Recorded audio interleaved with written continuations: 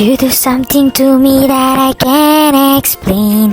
Hold me closer and I feel another day, another gana. Day off ko nga ngayon pero I feel like work gonna be cold. Gumagayak na nga ako at sisilip ako sa site. At dahil nga umulan, sabi ko magdadala ako ng sandata ko. Kapangyarihan ng hangin at habagat. Hindi na nga ako nagpasundo para hindi nila malalaman na pupunta ako. Para ma-surprise sila. Malakas nga yata sila magdasal kasi kaninang palabas na ako biglang umulan ng malakas. Pasyaneya talaga kayo.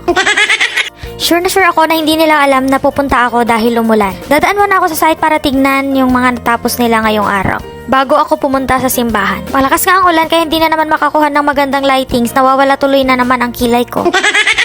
Naglalakad na nga ako papunta dito sa may kanto para mag-abang ng jeep papunta sa site. At dahil nga umuulan ay mahirap na namang mag-abang ng sasakyan. Ginusto mo yan. After 10 years nga ay nakasakay na din ako. Pero pagtingin ko sa likod, ako lang pala ang laman. Kinabahan tuloy ako para ko tuloy inarkila itong buong sasakyan. Nagmadali na nga ako at huhuliin ko sila. Pero feeling ko malayo pa lang ako, tanaw na naman nila ang dragon. Pagdating ko nga hindi naman ako na-disappoint.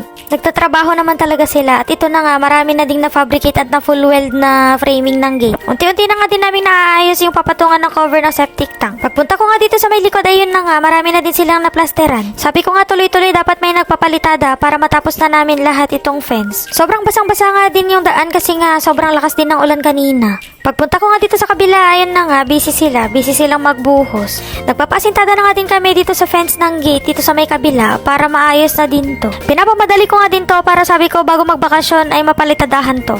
Unti-unti na nga din namin napapaganda tong 4 na unit dito sa kabila. Pinuntahan ko nga din itong nagtatalis dito, tinignan ko yung gawa kung okay na. Sumaglit nga lang din ako dito kasi pauwi na din sila. At anong oras na din ako nakapunta. Nag-aayos na nga din sila, kaya sabi ko i-drop na lang nila ako dun sa isang mall na malapit. At dahil nga alas 5 pa yung misa, kaya sabi ko magpapalamig na lang muna ako dun sa may mall.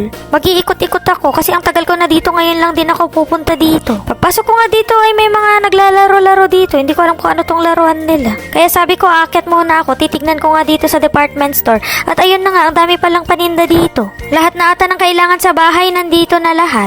Nagtitingin-tingin na lang din ako dito at titignan ko yung mga kailangan namin para dito na lang ako bibili. At nung naikot ka nga lahat ay sobrang nagutom na ako kaya sabi ko magmerienda na lang muna ako. At dahil nga malapit ng mag-alas 5 dito na lang ako kumain para mabilis lang. 5 subo lang, ubos na agad. Sa sobrang gutom ko nga umisa pa ako. Wala na talaga. Sira na naman ang diet. Pagkatapos ko nga kumain ay naglakad na ako. Medyo malayo-layo nga din para ma-burn yung fats ko. At sa wakas nga nakarating din ako dito sa simbahan at ayun na nga nagsimula na yung misa. Peace be with you, yun lang. Bye!